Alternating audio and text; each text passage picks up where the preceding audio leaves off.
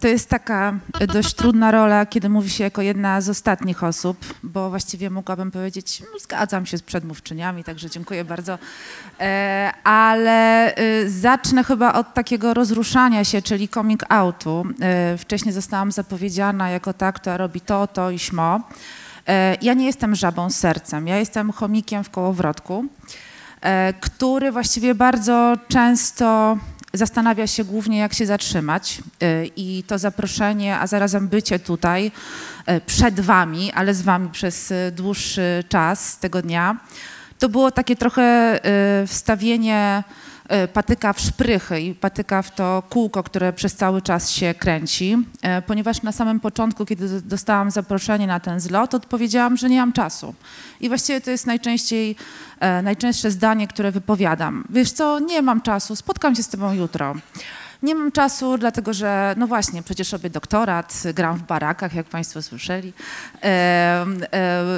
Mam tysiące różnych zadań życiowych, przecież jakże ważnych, i jeżeli ich nie wykonam, to po prostu ten chomik w kołowrotku będzie bardzo smutny albo zatrzyma się, nie daj bogini, i wtedy będzie musiał trochę pomyśleć i spojrzeć na siebie.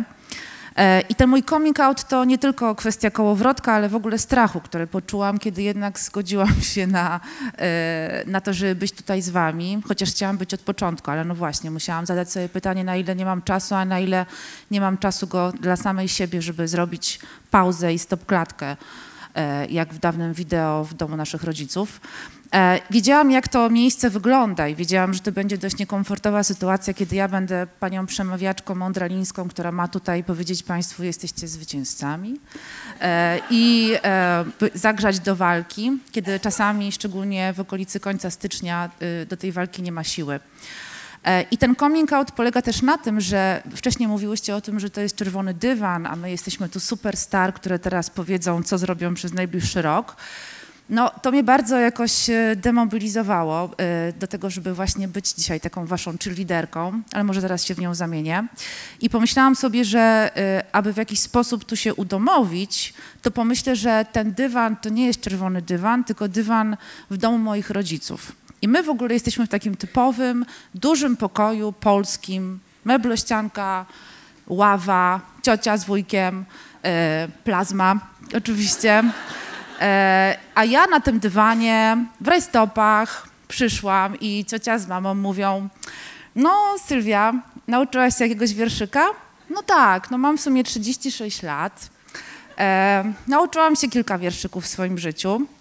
Pierwszy wierszyk jest taki, że będąc jedynaczką, właściwie musiałam zawsze sama siebie zabawić, jakkolwiek to brzmi, i wymyślać sobie takie małe światy, właśnie po to, żeby nie czuć się bardzo samotna, bo zawsze taka samotna się czułam. Kiedy było mi bardzo źle, jak byłam mała, to wymyśliłam sobie nieistniejącego przyjaciela. Na początku nazywał się Walek, ale kiedy już dorosłam, dostał nazwisko Walek Walkowski. Jest ze mną po dziś dzień i zawsze wtedy, kiedy wpadam w jakieś tarapaty, to Walek Walkowski jest katalizatorem moich wszystkich smutków, ale też porażek. Zawsze mogę powiedzieć, że to nie ja, tylko, nie wiem gdzie jest teraz Walek, że to Walek Walkowski. Potem, kiedy już byłam nieco starsza i zaczęłam słuchać dużo muzyki i na pytanie, kim chciałabym zostać w przyszłości, mówiłam, że Madonną, co zresztą, jak widać, się spełniło. Moimi siostrami zostały dziewczyny z zespołu The Bangles, a ponieważ nie umiałam mówić po angielsku, więc kiedy jadłam z nimi obiad, to mówiłam zwykle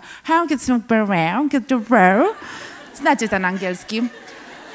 To jest taki język, którym do tej pory właściwie się komunikuję, głównie sama ze sobą, no i z Walkiem, bo The Bangles, jak wiecie, już nie istnieje.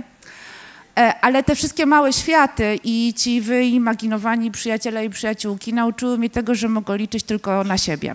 I wiem, że to okropnie brzmi, bo to brzmi trochę jakbym była samotnicą, która teraz zwierza wam się, że nie ma przyjaciół i przyjaciółek, a to jest nieprawda i byłoby to okropne, gdybym tak mówiła. Ale to nauczyło mnie tego, że jestem ja i tylko ja. Wcześniej dziewczyny mówiły o Zosi Samosi i o tym, że wcale nie trzeba na swoich barkach nieść krzyża, tego wszystkiego, co chcemy zrobić, że wystarczy rozejrzeć się wokoło i poprosić, co nie jest takie bardzo proste.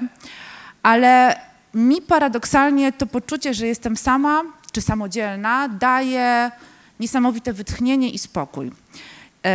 I druga rzecz, która również być może zabrzmi kontrowersyjnie i o której chciałabym powiedzieć w kontekście mojego budowania tożsamości, tego właśnie od lat najmłodszych, to jest to, że zawsze myślałam o tym, że autokracja nie jest taka bardzo zła.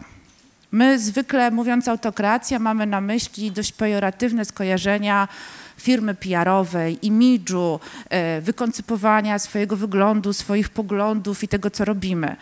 Czegoś, co jest sztuczne, nie nasze, nie wypływa, tak jak dzisiaj miałyśmy tu możliwość przepony, brzucha, serca, mózgu, jakkolwiek. Inne też miejsca ciała się pojawiały poprzednio. I że ta autokracja jest właściwie czymś, co my dostajemy albo przysposabiamy z zewnątrz i nie wychodzi to gdzieś od nas, z naszych potrzeb i z tego, co naprawdę jest nam potrzebne. Ale ja mam wrażenie, że autokracja jest też swoistym poczuciem własnej wartości i tego, kim ja chciałabym być. Pamiętacie to pytanie, kim chciałabym zostać w przyszłości? Tylko nigdy nie wiadomo, kiedy ta przyszłość nastąpi. Mi zawsze moja mama powtarzała, zobaczysz, jak będziesz starsza, zobaczysz, jak urodzisz dziecko. No więc dobra, zdałam maturę, znaczy najpierw nie zdałam w drugiej klasie z matmy, potem zdałam maturę, potem zdałam na studia, urodziłam dziecko, nawet wzięłam kredyt we frankach i powiem wam, że po prostu cały czas ten magiczny moment, kiedy miałam zostać dorosła i coś tam się miało w tej przyszłości wydarzyć, nie nastąpił, więc jest taki element grozy.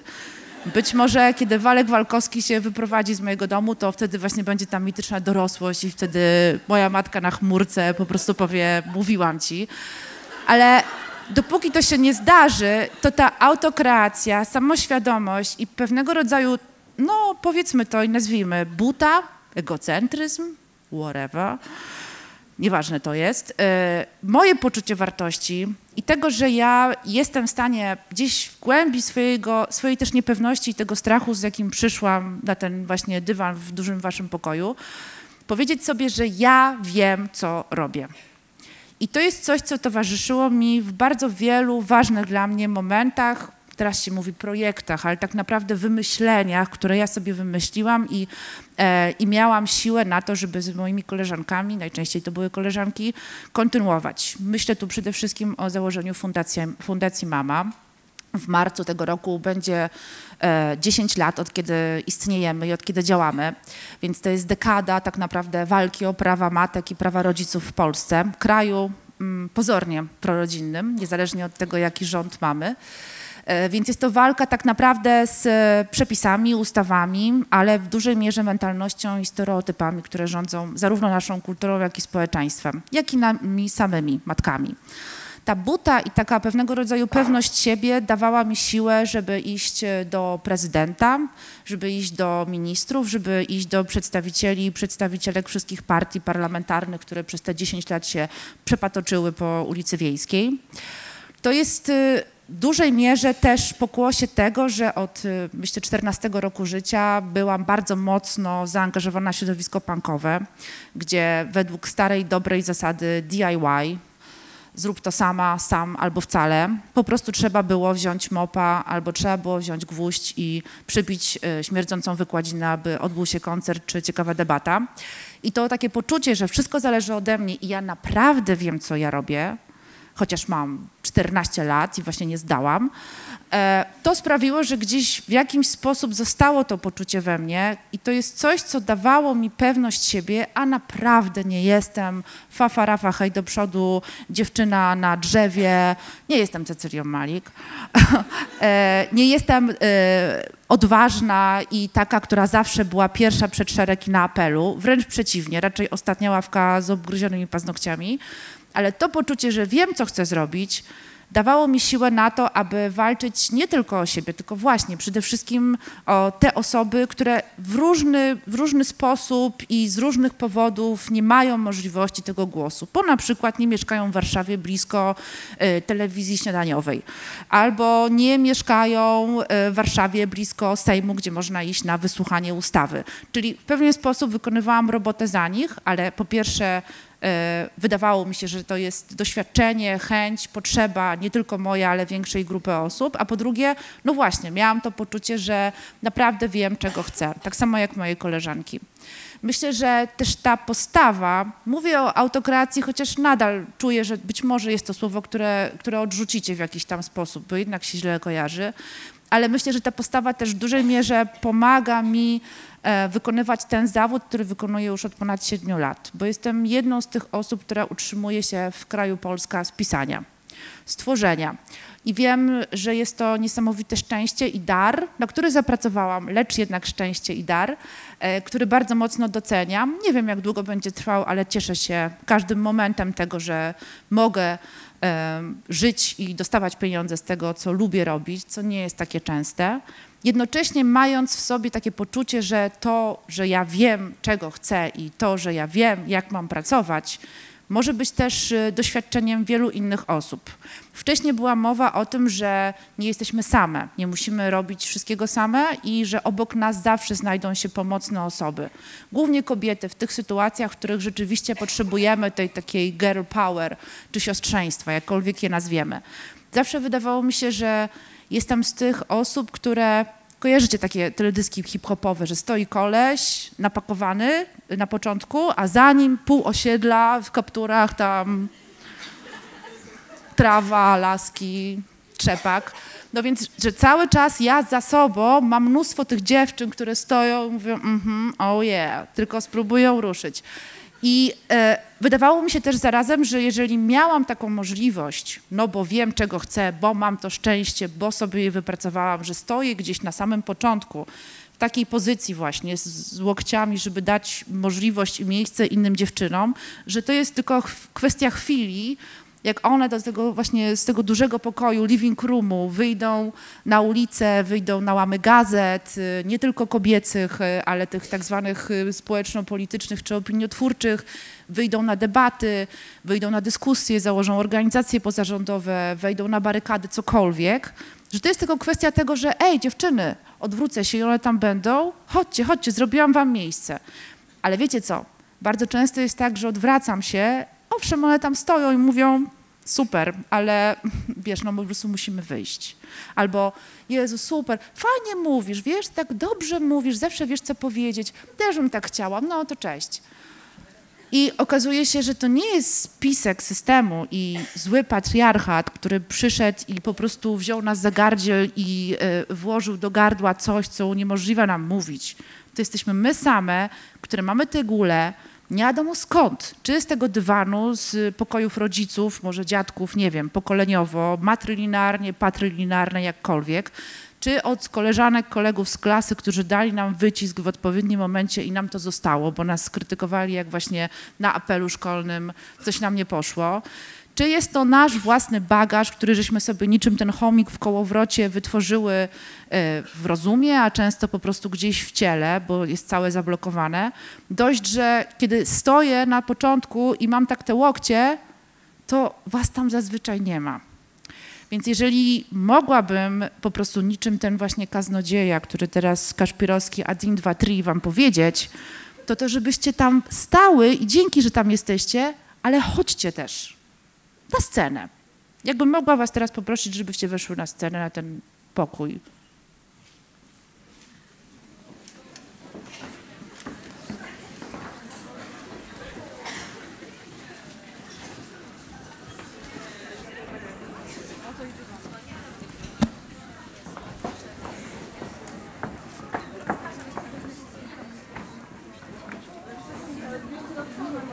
Mają 250 osób, spoko, damy radę.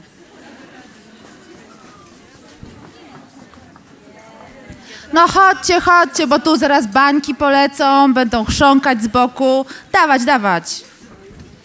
Czasem to jest tak, że mainstream, los, szczęście daje nam minutę, więc się musimy pospieszyć, a nie tam włosy, jak będziemy wyglądać, brzuch. Spoko, tu nie jest zaciemnione, więc nie będzie nic widać. Ale co, jak taki... Dobra, stanę tak znowu naprzeciw. No chodźcie szybko. No i co? Strasznie? Nie. Nawet ten dywan, powiem wam, że taki miękki. Jak stałam bez butów, nie było źle.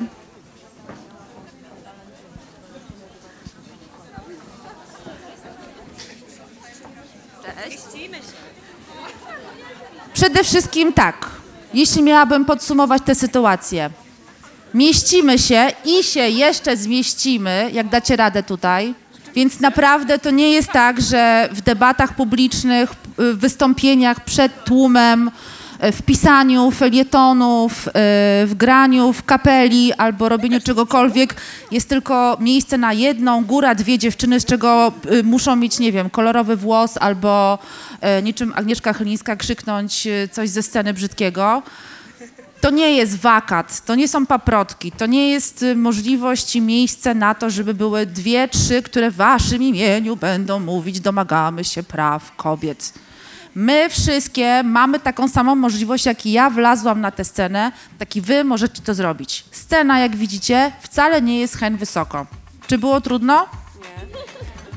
Czego sobie i wam życzę. Dziękuję wam bardzo.